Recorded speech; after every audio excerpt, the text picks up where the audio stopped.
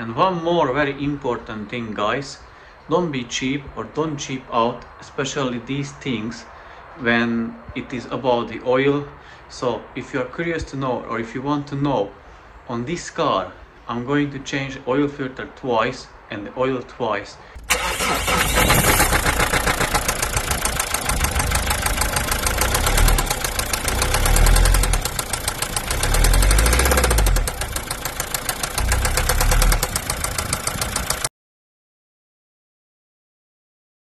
Good morning, guys. Today we are starting a bit earlier as usual, so we are going at it around 9 o'clock a.m.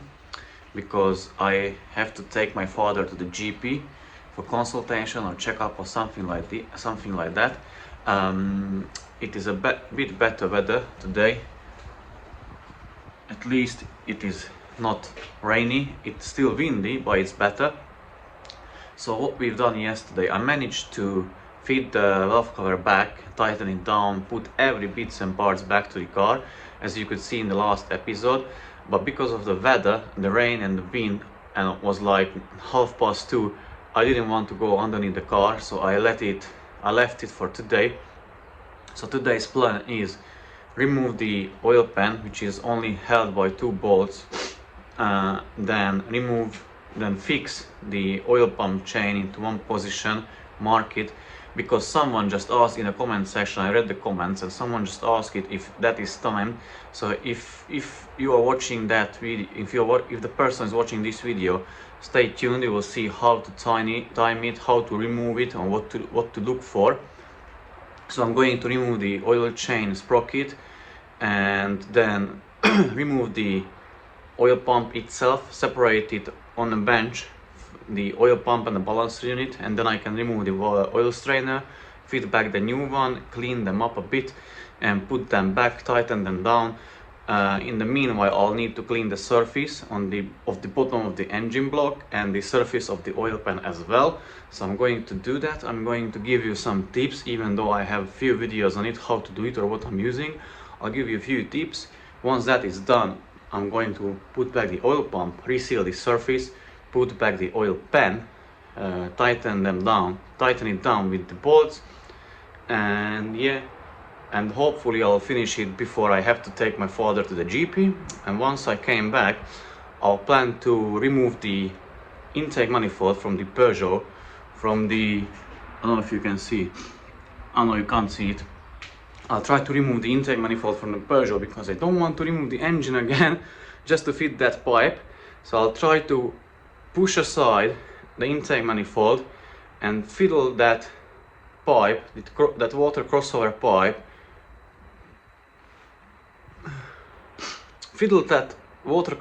pipe, back to the water pump housing, secure it, tighten it down and check for leaks. Hopefully it won't leak, and if I'm done with that, I still need to fit a new turbo housing on that car, and hopefully everything work out fine and good and I can get rid of it, finally return it back to the owner. He will be happy, I will be happy, never again.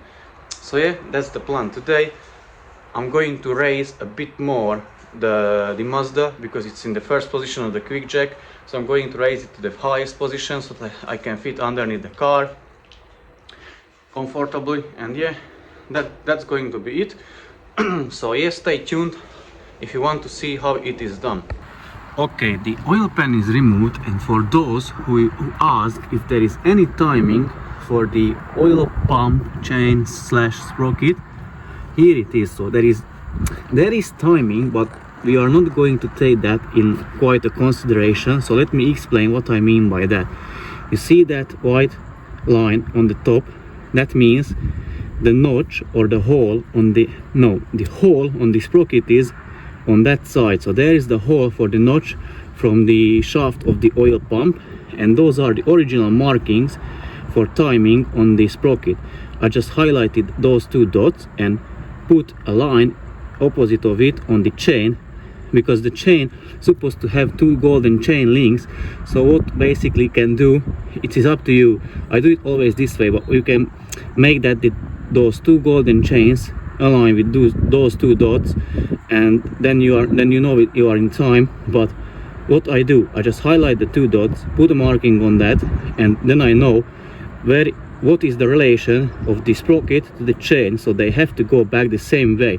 And the reason I put that mark in there and align the sprocket this way, because the oil pump has like 2 positions where you can easily fit back the sprocket after replacement of the oil strainer, which I will explain it on a bench better so that you can understand.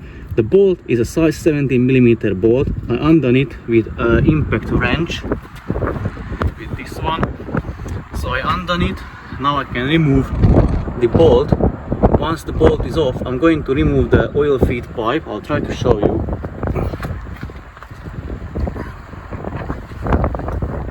Yeah, you see that pipe which is dripping. So that has like 3 bolts, 3 8mm bolts and a gasket. So 2 bolts there, 1 bolt on this side, and the oil pump itself. Those big bolts are size 13mm, and here are another 2 on the side, which I'll show you once it's removed. They are size 10.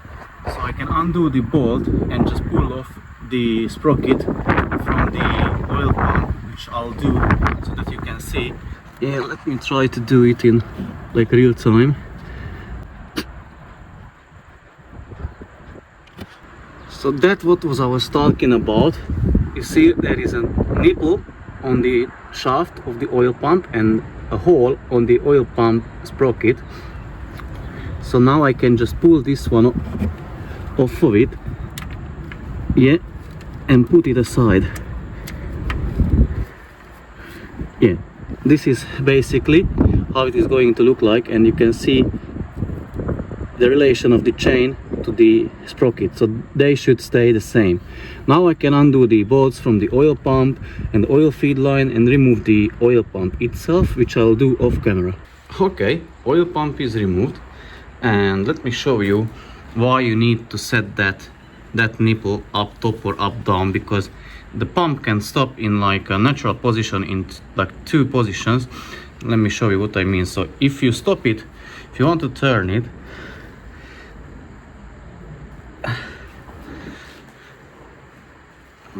it's difficult to turn it by hand.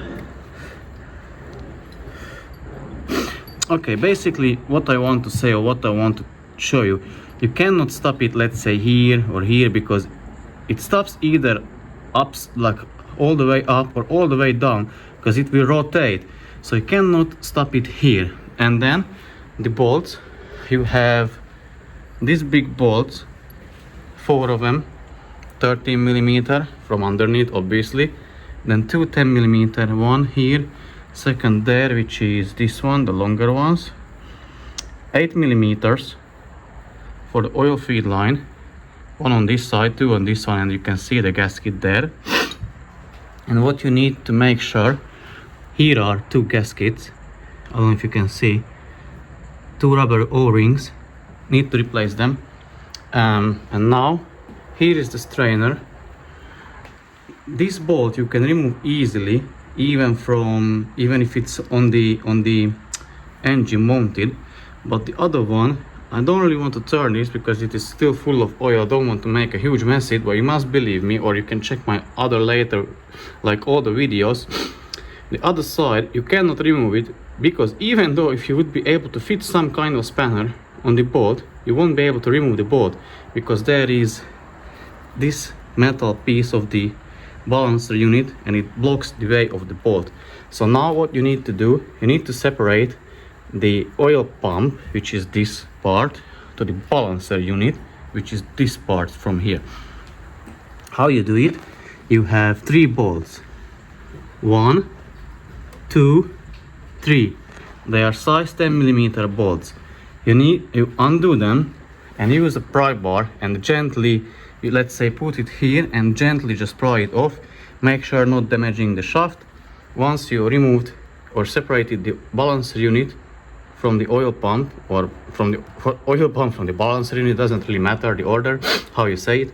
So once you got them separated, you can remove the oil strainer, which is 8mm bolts too. Here is one old oil strainer, if you want to see. It is dirty. I didn't cut it open, yet. Maybe I will. I don't know if I will have time. Oops, it's making a mess already. So this is blocked. This one was blocked, but a bigger problem was when I undone the or removed the oil pan, is that the oil was like in a jelly form.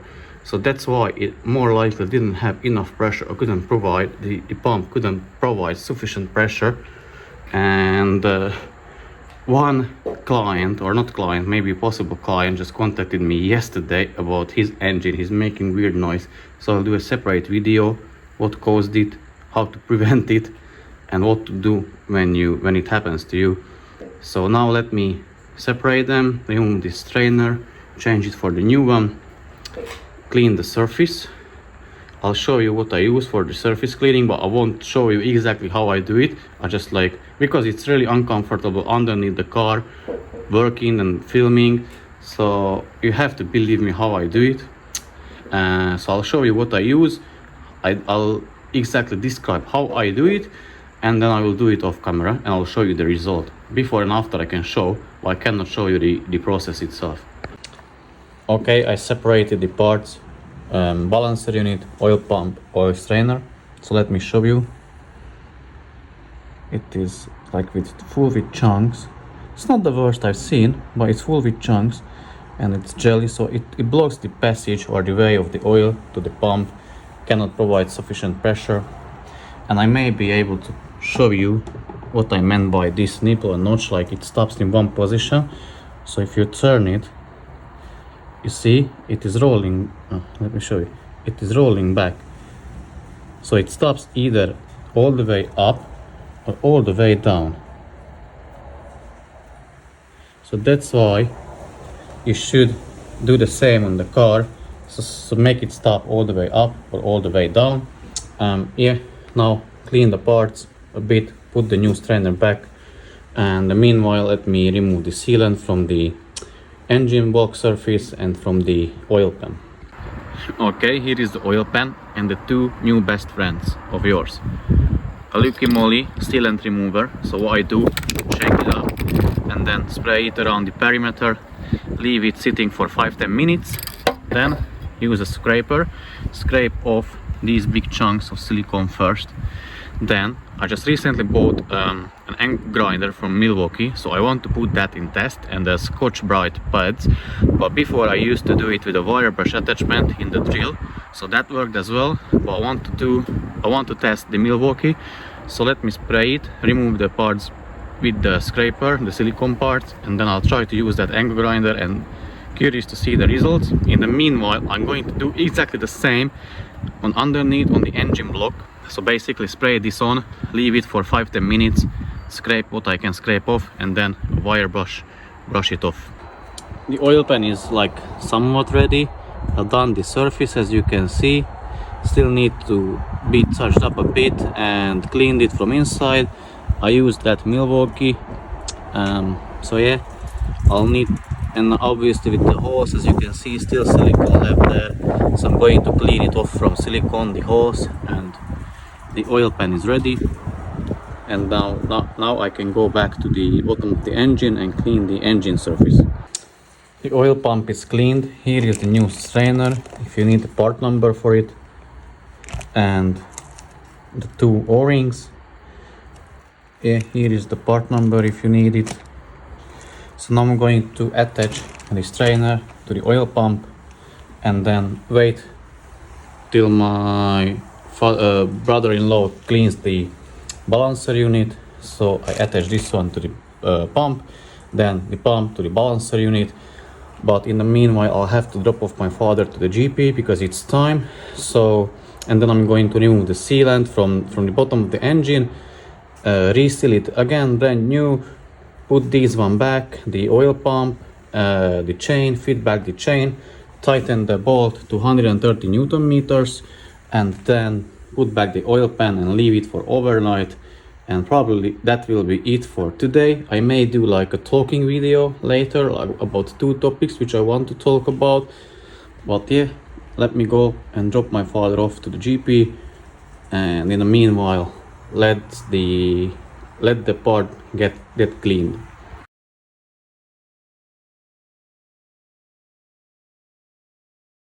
Okay, I'm back. I dropped my father off to the GP. We had it, it's done. So now the oil pump and the oil balancer, the balancer unit is cleaned. The new oil strainer is attached to it. It's secured by the two 8mm bolts. I just do hand tighten this one, like make it snug, because they are like small bolts. Don't need to over tighten them. Then these three, I tighten them to 25 Newton meters, and the order is following: first, second, and the third. Now once that is done, I removed the two gaskets from here. Here are the new ones. I'm going to put them over there. Still need to clean the engine block surface, which I'll be doing shortly. Once that is done, I'll be attaching everything back together and sealing the oil pan. Let me show you the oil pan, how it looks like.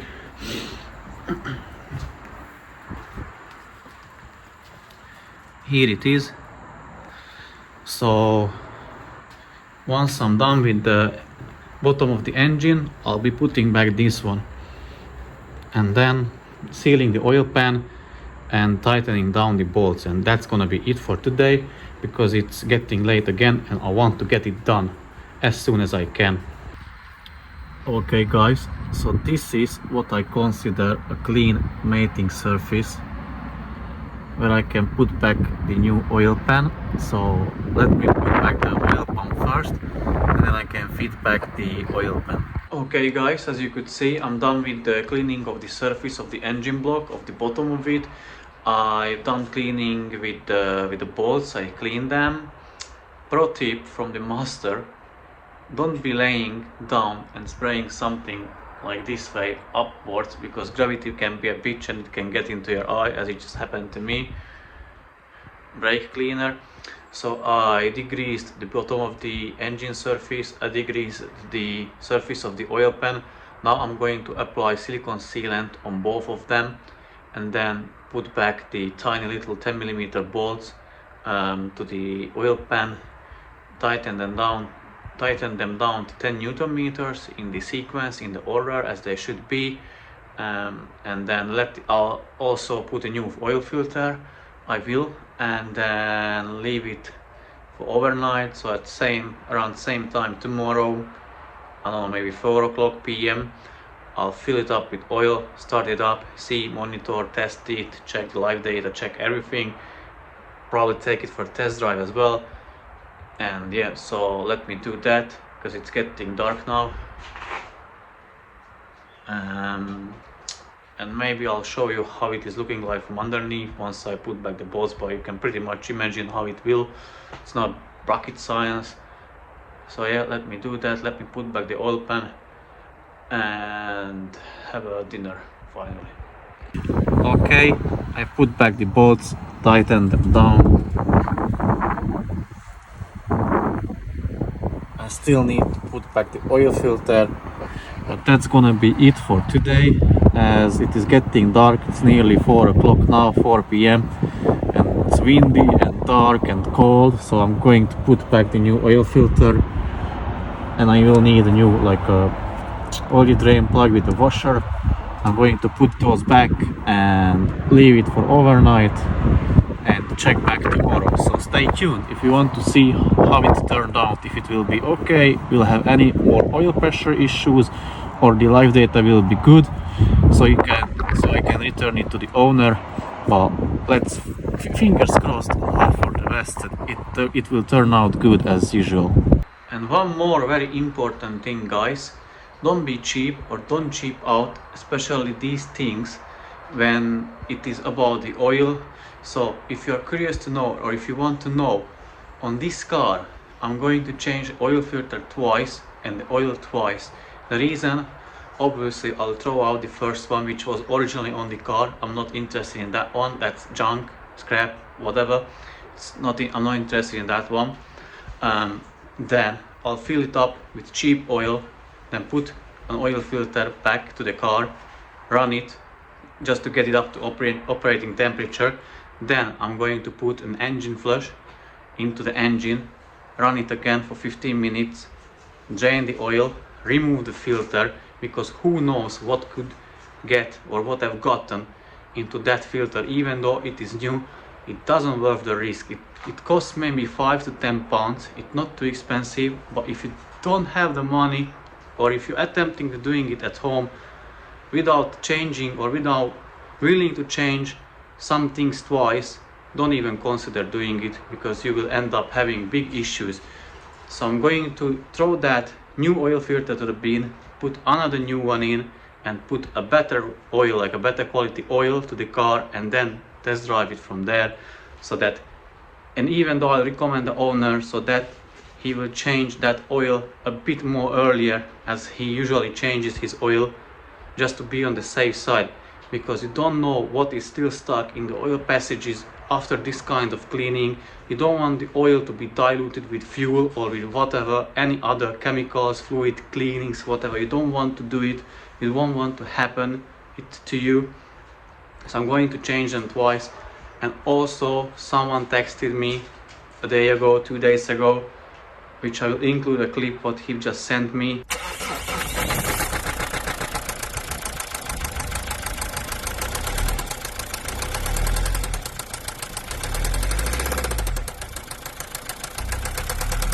And what I've told him, because I'll do a video about it, like a full video, and explain a few things and my thoughts on it. But yeah, he ended up needing a new engine because of a very cheap thing. Probably he wasn't like aware of the issue or aware of it, or he's not a mechanic, he's just a regular mortal human being just like everybody else.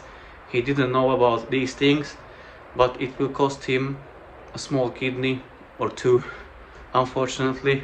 So don't make fun of him, it's not the point. I will just try to show you like what to look for, how to prevent some issues, fatal issues which can happen, especially on these Mazdas or on every car. So yeah, now feel free to watch the video and enjoy it.